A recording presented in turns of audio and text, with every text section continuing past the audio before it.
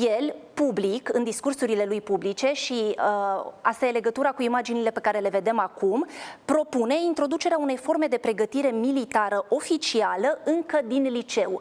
Și, coincidență sau nu, băieții minori al lui Călin Georgescu au participat într-o astfel de tabără de pregătire, de educare, de antrenament, de supraviețuire, așa cum dezvăluie de altfel chiar soția lui Călin Georgescu, care face la un moment dat un interviu cu domnul Eugen Sechila în care povestesc despre cum ți se schimbă viața în urma acestor antrenamente. Fotografia publicată de G4 Media, unde se vede simbolul gărzii de fier. Tocmai despre asta vorbeam mai devreme. Întorcându-ne la aceste tabere paramilitare, le numesc unii, domnul le numește tabere de antrenament, spunea Cristela Georgescu că băieții ei s-au întors schimbați din aceste tabere și o să citez acum: nu le mai este frică, mănâncă mai puțin și au devenit mult mai disciplinați. Vom vedea și cum arată antrenamentele la aceste tabere, dar v-aș propune să ne ducem la următoarea fotografie pentru că este foarte interesantă și vom vedea că în anturajul lui Eugen Sechila apare un alt nume cunoscut. Este vorba de Horațiu Potra. Este acest domn.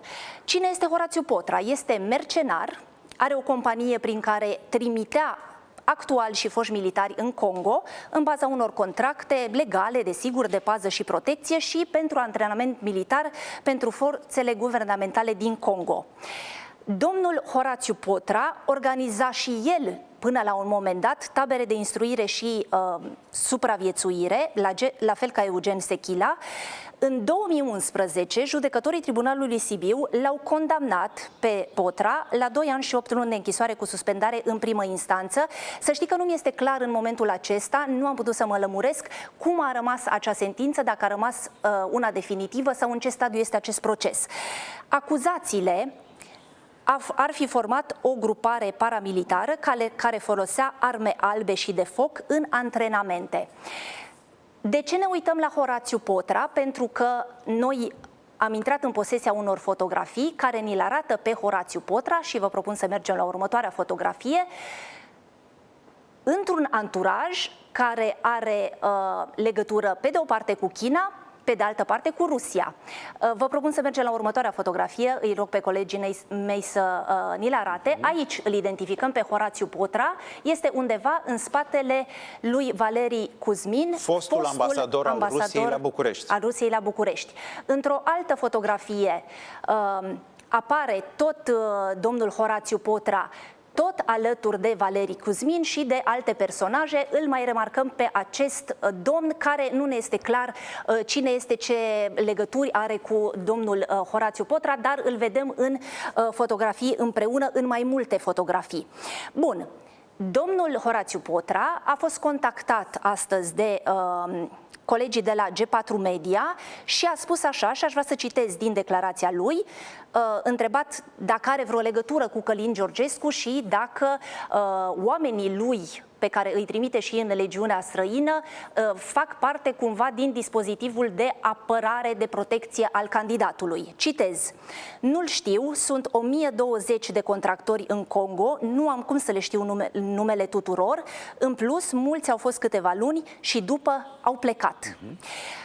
M-am uitat pe pagina de Facebook a domnului Horațiu Potra și am descoperit un filmuleț, un videoclip care ni-l arată pe domnul Potra într-o pădure cu o sabie pe umăr, amenințând politicieni. Și vă propun să vedem imaginile.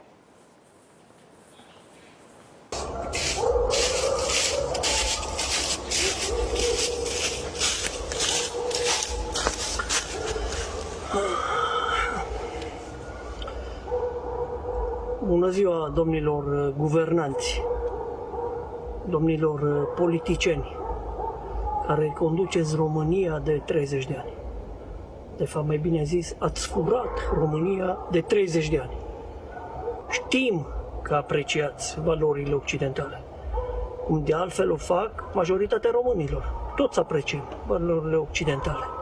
Dar de aici până a sărăci și a îndatora poporul român prin liberalizarea pieței, sunt multe de discutate. Sunteți toți niște trădători de țară care serviți interesele străine. Un anunț important din partea lui Marcel Ciolacu.